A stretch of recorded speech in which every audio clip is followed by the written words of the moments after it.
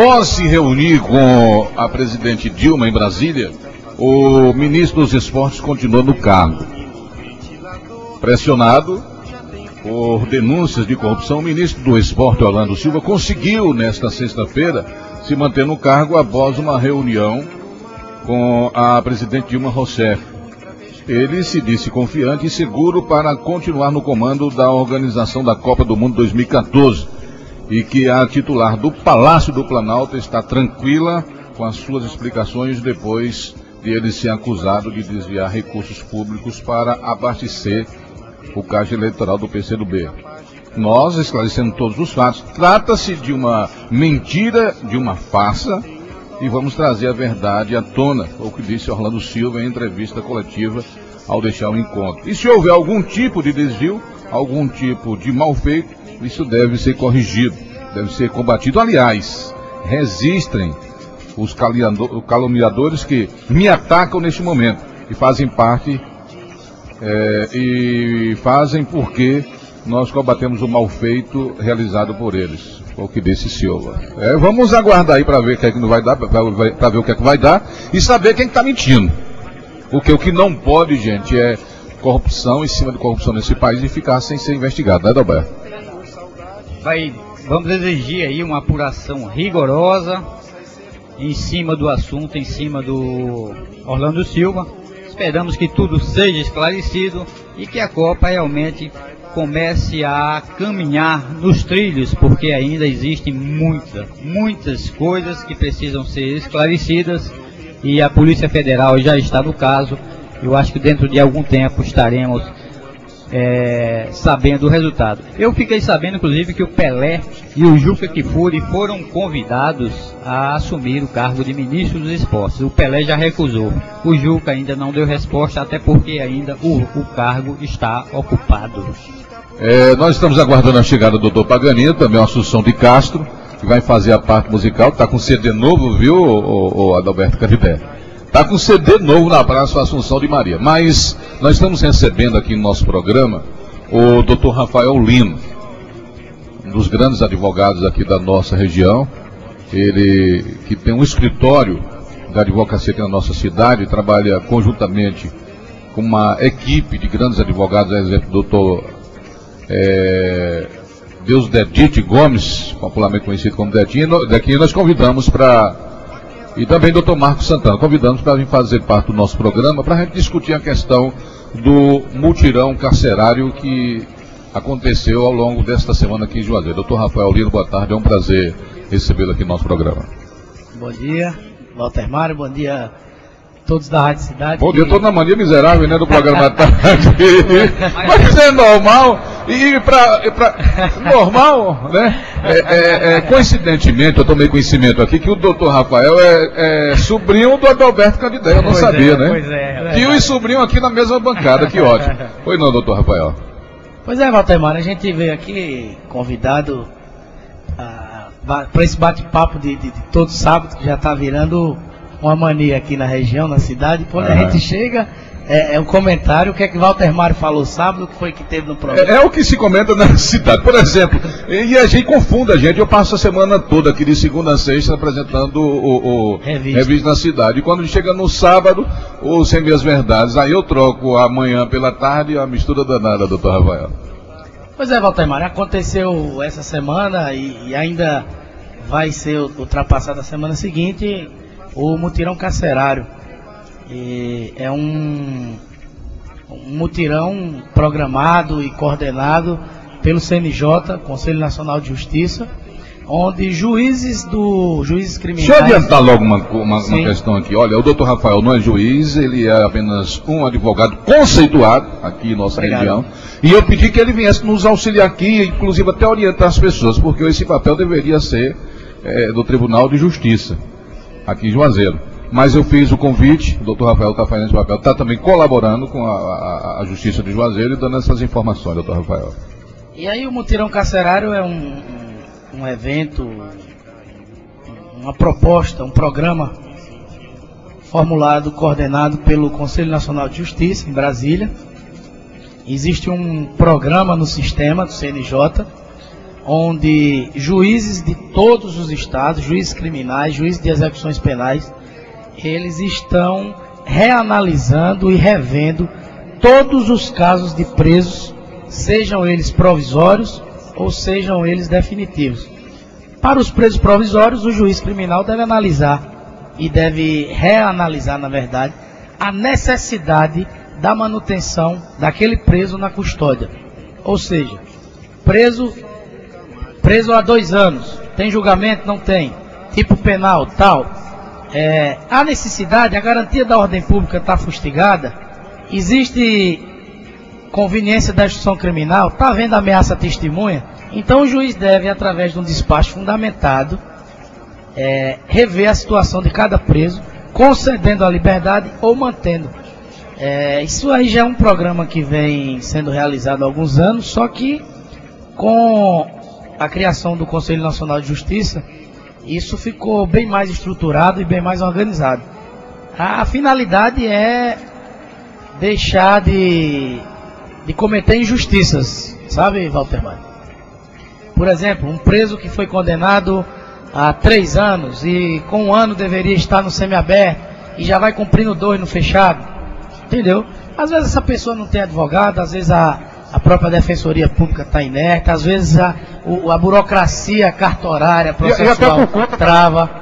Até entendeu? Por conta das diversas atribuições que dão ajuda. Exato. O acúmulo de processos, a falta de juízes. Às vezes o juiz não é provocado, então esse programa, ele veio com essa finalidade, de realmente deixar na cadeia quem tem necessidade, de verdade. Se estão presentes os requisitos da prisão preventiva, a custódia é mantida. Se não estão, é liberado. Aqui em Juazeiro, por exemplo, o pessoal que tem mais contato com o presídio, eu não sei lhe dar dados exatos, mas esta semana, de segunda a sexta, se você for somar a primeira, segunda vara com execuções penais, foram reanalisados e deferidos mais de 50 processos só aqui em Juazeiro. Tá entendendo, Valdemar? Então são pessoas que estavam com a prisão preventiva, estavam custodiados e que os juízes reanalisaram e entenderam que não tinha mais necessidade da manutenção daquela prisão. Então só em Juazeiro, essa semana, eu posso lhe assegurar que mais de 50 pessoas tiveram alforria decretada em virtude dessa reanálise do mutirão carcerário. Essas pessoas estavam incluídas no excesso prazal, doutor? Muitas vezes sim, no excesso prazal, e muitas vezes por falta de requisitos mesmo. Porque o juiz só pode decretar ou manter a preventiva de alguém, a prisão de alguém, se tiverem necessárias indícios de autoria, prova da materialidade. Além desses 2 itens, tem que estar somada a garantia da ordem pública, conveniência da instrução criminal ou garantia de aplicação da lei penal futura. Então, os juízes analisam tecnicamente, às vezes por excesso de prazo e às vezes pela falta desses requisitos. Então, só em Juazeiro, nas 2 varas crimes, foram reanalisados mais de 300 processos. E desses 300 processos... O senhor acredita que cerca de 50... mais de 50, eu não vou dizer quantidade, já foram colocados, inclusive, de segunda a sexta-feira. De segunda a sexta-feira, mais de 50 processos foram reanalisados e os juízes entenderam que aquela prisão cautelar não seria mais necessária. Doutor, já nós dá continuidade. Tem um ouvinte querendo participar do programa. Alô, bom dia. Bom dia, Valtemário. Com quem eu estou falando? Com Aguinaldo. José aqui do Aguinaldo. Tudo bom? Tudo bom. Quer dizer, não está muito bom, Valtemário, porque eu moro aqui no Alto da Aliança há mais de 30 anos. É aqui que estou criando meus filhos. E a pessoa fica triste com a forma que as administrações trata a nossa comunidade, não só a nossa comunidade, mas todas as comunidades de Juazeiro. Então a pessoa termina se chateando. Essa semana estive na prefeitura, procurando pelos assessores do prefeito. Não consegui, ainda falei com o pessoal que faz a comunicação de imprensa dele. E o pessoal me pediram que eu procurasse a secretária Célia. A secretária que infelizmente não fala no seu programa, né? É bom que vocês convidem ela para que ela possa estar participando sem meia de verdade no sábado. É normal, faz parte do processo. Aí. E aí a pessoa fica triste, viu, Valdemar? Porque quando eu não falo fazendo política não, mas eu falo preocupado com as questões da nossa comunidade. Porque antes foi a Avenida Irmã Dulce. Eles iniciaram a obra não prestou. Aguinaldo. O dinheiro foi perdido, que foi investido na Avenida Irmã Dulce. Aguinaldo. Oi. Você só está reforçando o que o Cícero José falou ainda há pouco, né? Valdemar, reforçando e também ao mesmo tempo fazendo um alerta, porque quando eles vieram para cá, que veio a comissão da prefeitura para inaugurar essa obra, dizer que ia iniciar, eu já estava preocupado em denunciar a obra, para que fosse feita uma obra de qualidade e não me contentar com aquele momento. E aí, infelizmente, eu fiquei sabendo que alguns comunitários estavam lá com essa comitiva do prefeito comemorando. E eu estava numa outra emissora denunciando o caso. E, infelizmente, hoje está se comprovando aquilo que eu tinha denunciado anteriormente. Porque o esgoto está carregando a areia. A areia que foi colocada lá está interditado, não entra carro. Não entra carro, Valdemar. Rapaz, situação é difícil. Caiu a ligação do Aguinaldo? Alô, Aguinaldo? Alô, Valdemar. E aí não tá entrando, não entra carro, Valdemar. E é uma preocupação, porque a comunidade, os moradores não podem sair no pé de sua porta, não pode tirar um transporte, e não pode entrar na rua de carro. E aí tá causando transtorno. Infelizmente, algumas pessoas dizem que a administração está trabalhando na parte de tartaruga. Talvez, eu não sei qual é esse parte de tartaruga, porque a tartaruga ganhou da lebre, né? Que tartaruga é essa? Porque aí, aí próximo da Rádio Cidade, eles fizeram um quebra-mola aí próximo de Veracruz. Tá interditado, rapaz, aí já tem 4 dias e ninguém toma providência. Já era para ter tirado esse cavalete, já era para ter pintado o quebra-mola tá aí sem ser pintado e a avenida interditado. Deficiência desse povo, esse povo não sabe trabalhar não, rapaz. É muita irresponsabilidade desse secretário que trabalha com a administração municipal. Obrigado, Aguinaldo. Leandro tá me lembrando, sabe, Walter Mário, aqui ao lado do posto. Está interditado desde quando foi feito o asfalto aí, a recuperação do asfalto da avenida da estação. É verdade. Morosidade. Obrigado, Aguinaldo. Voltando à nossa conversa, nosso bate-papo com o Dr. Rafael Lino, o senhor falava, Dr. Rafael Lino, da soltura de cerca de 50 internos lá do presídio de Juazeiro, e outras poderão também serem colocadas nas ruas de Juazeiro por conta da força da lei, desse mutirão carcerário, não é isso?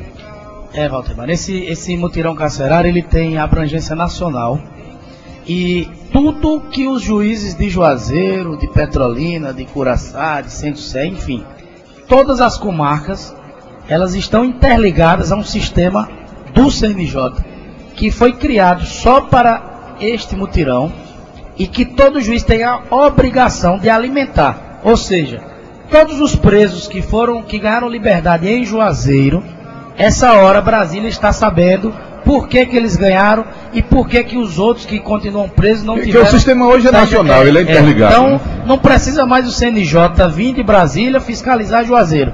A fiscalização hoje é eletrônica. Quantos presos provisórios tem em Juazeiro? 300, por exemplo. Não estou falando em dados reais, mas tem 300. Durante o mutirão carcerário foram presos 50. O CNJ lá, eletronicamente, já tem acesso ao fundamento que libertou os 50 e o fundamento que denegou a dos restantes. Então é a justiça fazendo justiça. É verdade. É um movimento louvável de parabenizar mesmo o Conselho Nacional de Justiça, parabenizar os juízes de Juazeiro, Dr. Paulo Ney, Dr. Roberto Paranhos, juntamente com seus assessores, seus serventuários, que a gente viu a dedicação, dia a dia, a sensibilidade ali de estar analisando caso a caso, abrindo o processo na capa e deixando na última página, porque tem que ser analisado verdadeiramente o processo para poder dar uma decisão dessa. Entendeu? Roberto Paranhos, juiz de Juazeiro. Rapaz, esse camarada está sendo bastante elogiado pelo trabalho que está sendo feito em Juazeiro, né? É um juiz correto, que tem as suas convicções, aplica a lei, não como plagiando o meu sócio Marcos Santana, ele não pega amor a processo. Isso é muito importante para um julgador, para um magistrado, quando ele analisa um caso, ele está analisando a vida de uma pessoa. A liberdade é um bem precioso e ele deve analisar com isenção, com imparcialidade e, acima de tudo, aplicando a justiça. Que nem sempre aplicar a justiça é aplicar a letra fria da lei. E Dr. Roberto Paranhos realmente é merecedor hoje de todos os elogios, não só o Dr. Roberto Paranhos na primeira vara crime, mas também o Dr. Paulo Ney na segunda vara crime, tem feito um excelente trabalho em Nós Juazeiro. temos bons juízes e bons promotores. Eu diria hoje que Juazeiro, a comarca de Juazeiro, eu acho que isso é uma voz uníssona na classe de advogados. Nós estamos hoje muito bem servidos de juízes e de promotores aqui na comarca, na seara criminal. Doutor, não sai não, que tem mais assuntos para a gente conversar. Eu estou sendo avisado que o nosso companheiro jornalista Raimundo Fábio está na linha querendo falar conosco. Vamos falar com o Raimundo Fábio aí.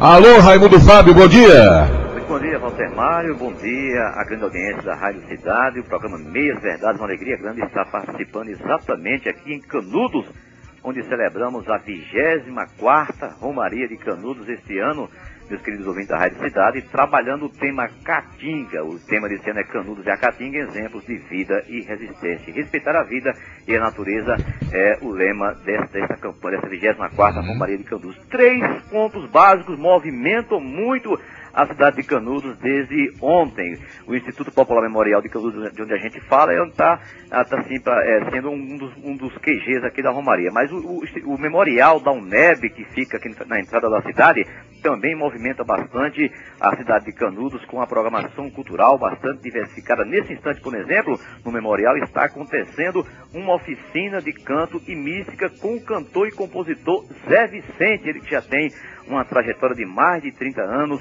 em eventos populares, é o cantor das comunidades das sérias, das romarias, que está movimentando uma plateia de religiosos, agentes pastorais, estudantes, enfim, que vem a Canudos conhecer um pouco da história que marca, na verdade, a história brasileira no final do século XIX, que é a Guerra de Canudos, a comunidade de Antônio Conselheiro.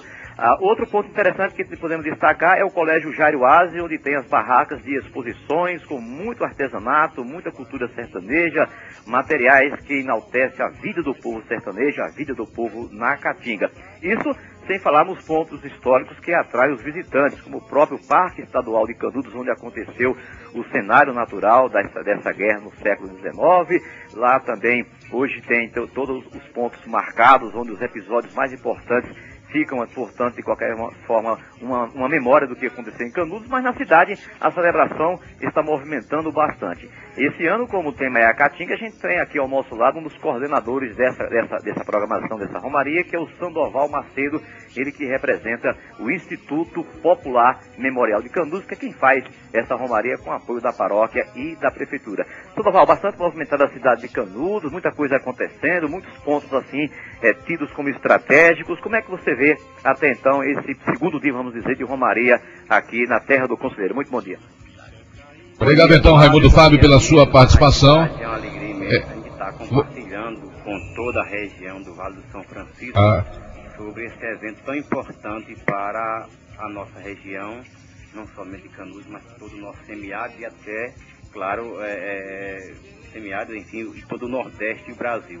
Haja vista essas romarias que acontecem, a gente ganha repercussão de caráter até nacional e até mundial, como em ocasiões outras passadas, por conta do centenário do massacre e até mesmo do centenário da chegada de Conselheiro aqui na região. Olha, sobre essa 24ª Romaria, querendo dizer o seguinte, já são 24 anos de caminhada. A cada ano o tema sempre é específico e de muita relevância, porque nos traz mesmo todas as necessidades básicas que nós precisamos para ter uma qualidade de vida, e não somente essa qualidade, mas que seja pautada em uma sustentabilidade para toda a região e também, é evidente, para a natureza. Nesse segundo dia de Romaria, a movimentação é enorme, é muito boa, muita presença, como você disse, de pessoas, de animadores, de animadoras, de jornalistas, também de estudantes, enfim. está acontecendo esses eventos e a perspectiva já superou a nossa. Até agora estamos na metade da romaria, começou ontem, 1 dia e meio, vai encerrar amanhã, mas está sendo muito boa, muita participação e também o tema é muito relevante porque nós sabemos que hoje uma das coisas mais importantes da nossa vida e da sustentação da nossa região é a nossa caatinga, que nós zelamos com muita propriedade e tranquilidade. Hoje, portanto, acontece também uns debates com estudiosos, com pessoas que detêm conhecimento sobre o bioma, com pesquisadores. Qual é a expectativa para o debate que vai acontecer logo mais às 19 horas aqui no Colégio Oasis, Sandoval? O assunto em si já está dizendo, né? A gente tem tido muitas experiências ao longo de muitos anos por entidades, pela paróquia, pela igreja, pela diocese, por ONGs diversas, sindicatos rurais, que vem desenvolvendo o mesmo trabalho sobre a caatinga. Então, a gente tem a alegria de recebermos aqui hoje, para nos ajudar muito, vai trazer muitas coisas, muitas informações de convivência, que é o engenheiro agrônomo do IRPA, o Haroldo.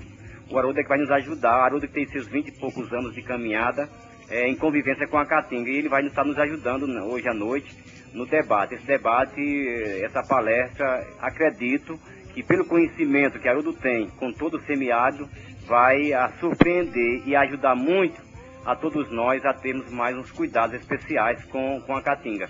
Eu quero aqui ressaltar, Fábio, da importância não somente do IRPA, também de outras entidades, mas dizer que o IRPA, ele já tem um trabalho de convivência há muitos anos e aqui no nosso município a gente é agraciado, porque uma das áreas em que nós temos uma atuação, uma presença muito forte do IRPA é na área de recatingamento de uma região que foi devastada. Essa região fica nas proximidades da primeira Canudos, da Belo Monte e Antônio Conselheiro. E essa comunidade, hoje o Angico, a Barriguda, naquelas imediações, elas sofreram muitas devastações, ali está mesmo desertificado. E a gente pode assim dizer que muitas causas aconteceram para chegar a esse estágio, quer seja a presença do homem e quer seja também a própria construção do açude público de Cocorobó. Porque se usou muito material e ali é uma área em que foi retirado muito material para a construção da barragem. E hoje a UIPA nos alega com essa presença do recatingamento, que tem tido uma participação imensa da sociedade de Canudos, de outras ONGs e também da paróquia de Santo Antônio de Canudos. Pois é, Sandoval Macedo, portanto, dando o tom do panorama sobre a romaria, os debates, os projetos que também valorizam a caatinga aqui na região de Canudos. Olha, amanhã, portanto, o encerramento dessa romaria aqui no Instituto Popular Memorial de Canudos, onde vai acontecer uma celebração eucarística, depois a grande caminhada saindo aqui do centro de Canudos até o açude de Cocorobó, onde será feita, portanto, a bênção de envio e o momento de encerramento, portanto, muita expectativa para as caravanas romarias que estão chegando aqui em Canudos, onde fala ao vivo Raimundo Fábio, para o programa Meias Verdades da sua Rádio Cidade. Obrigado então, Raimundo Fábio, pelas informações. Doutor Rafael, eu já quero registrar aqui a presença em nosso estúdio do empresário juazeirense e agora cantor nacionalmente conhecido Assunção de Maria, Assunção de Castro, já está aqui com a gente, vai bater um bate-papo e daqui a pouco também vamos começar com o doutor Paganino Nobre Mota, falando um pouco de política. Doutor Rafael, a questão da lei seca. Eu muitas vezes deixo de entender por não compreender. Por exemplo, a lei garante, a lei da fiança, essa nova lei plantada aqui no Brasil, para quem comete o crime baseado dentro da lei seca, a lei garante que ele tem um direito à fiança. Como é que o senhor avaliza como advogado? É o seguinte, Waltermar. O crime trata de dirigir sob influência de álcool ou substâncias que trazem... Que acontece constantemente, isso isso é constantemente. Só que a mesma lei, ela diz que a pessoa não pode dirigir com uma taxa de 0,3, aquela taxa que sai no bafômetro, de 0,3 por litro de sangue. Eu não tenho esse dado tecnicamente agora. Mas enfim, da maneira que a lei diz que quem dirigir com essa taxa acima de 0,3 cometeu o crime previsto na lei seca, a popular chamada lei seca, a própria Constituição diz o seguinte, que ninguém é obrigado a produzir provas contra si. Ou seja, então, o motorista que está em via pública, dirigindo sob influência do álcool, ele é parado e convidado a soprar o bafômetro. ele não é obrigado a produzir essa prova. Só sopra o bafômetro se quiser. Exatamente. Então, se ele quiser, ele vai soprar o bafômetro. Se o bafômetro acusar mais de 0,3, o crime está configurado e ele vai para a delegacia. Chegando na delegacia, é um crime afiançável e, dependendo do entendimento do delegado, da autoridade policial que presidir naquele instante um plantão, ele vai arbitrar essa fiança ou, se não arbitrar, vai dizer os motivos que não arbitrou, encaminhar essa pessoa ao conjunto penal e no dia seguinte remeter esses autos ao juiz de direito. E assim só é feito de acordo com a gravidade. Para muitos doutrinadores que já escreveram sobre isso, e o próprio STF já tem decidido dessa maneira, na verdade, se o interesse do legislador ao editar essa lei era tirar do volante quem estivesse bebendo, o legislador, na verdade, errou. Porque era simplesmente para estar beber sob influência de álcool e não ter um dado tão objetivo como esse 0,3.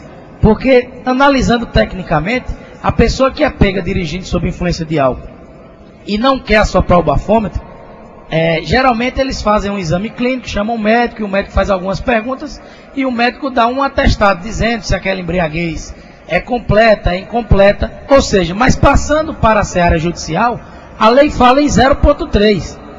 Por mais que o médico ateste que aquela pessoa que foi pega estivesse com sinais de embriaguez, nunca vai ser atestado que aquela pessoa estava com essa taxa de 0,3. Ou seja, quem não assoprou o bafômetro, quando passa para a esfera judicial, esse processo está fadado a uma absolvição. E ele tem duas garantias. Primeiro, a garantia que é o pagamento de fiança, e a outra... E não produzir prova. E não produzir prova. Esses processos, onde não há um laudo técnico objetivo do bafômetro, dizendo que a pessoa estava com essa taxa acima de 0,3, esse processo, na minha opinião, está fadado a uma absolvição lá na seara judicial, porque a lei é muito objetiva. É 0,3, como é que, no caso, o Ministério Público vai provar que ele dirigia com acima de 0,3? Não tem como provar, só com bafômetro. Então, algumas pessoas, alguns doutrinadores já reclamam até uma alteração dessa maneira para tirar esse dado objetivo e deixar simplesmente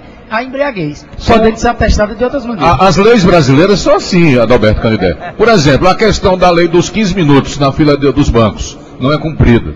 Verdade. A questão do desarmamento, o porte de arma. O cara hoje é afiançável. O cara é pego armado, porque existe a campanha, foi criado, eles se gastaram milhões aí para se fazer essas campanhas no Brasil. O cara é pego com arma, é levado à delegacia, paga a fiança e é solto. Então não é obedecido. E agora essa questão da lei do silêncio e tantas outras leis brasileiras que confunde a cabeça e os próprios pareceres jurídicos. É verdade, é uma reclamação da sociedade, mas a gente tem que lembrar que todo o ordenamento jurídico legal brasileiro, ele passa por uma tramitação na Câmara e no Congresso e depois vai à sanção presidencial. Então, essa discussão tem que começar lá no Congresso para que a sociedade não reclame mais sobre isso. Doutor Rafael Lino, eu agradeço ao senhor mais uma vez por ter colaborado com o nosso programa. E eu queria que o senhor deixasse, evidentemente, que o senhor está colaborando com o programa, né? Evidentemente que nós temos que fazer também o merchan do advogado. Onde é que fica o escritório do senhor? O nosso escritório, como você falou, a gente faz parte de uma banca composta por mim, Dr. Deusdedite, o nosso querido Dequinha, e Dr. Marcos Santana. A gente tem sede ali no Centro Jurídico Adelaide Guerra, que fica bem próximo ao fórum, ali na rua Cícero Feitosa, número 407. E eu te agradeço aqui por esse bate-papo, é sempre bom. Mas tem um ouvinte especial que também conhece de lei, o chamado Rábula, né? O cara que não se formou em direito, mas conhece da lei. Davi Lima, bom dia. Bom dia, Walter Mário, bom dia a todos aí do estúdio. Walter Mário, é realmente fantástico. Os advogados antigamente, eles guardavam as informações e a sociedade ficava à margem e tinha que gastar muito dinheiro na hora das suas injunções na justiça. Eu parabenizo essa classe de advogados moderna, participativa, com um olhar voltado de fato para a justiça, e digo que eu fui o autor aqui em Juazeiro do abaixo-assinado ao Tribunal, ao Conselho Nacional de Justiça, para o mutirão carcerário. e fui criticado por algumas pessoas que pensavam que eu estava querendo me aparecer. Na verdade, eu estava querendo era que acontecesse o que está acontecendo essa semana, o que acontecesse anteriormente, porque as pessoas ficam presas lá com excesso trazal, por falta de uma carta guia, e agora nós estamos vendo a justiça federal. Mas eu gostaria de pedir aos nobres promotores e juízes que se tratem do carroceiro do Admiro, Manuel Ramos Araújo, que foi na delegacia de polícia de Juazeiro às 5 horas da madrugada. Esse crime caiu no esquecimento. Eu gostaria de finalizar. Rapaz, infelizmente caiu a ligação. Doutor Rafael, agradeço, sucesso, hein? Obrigado, Valdemar.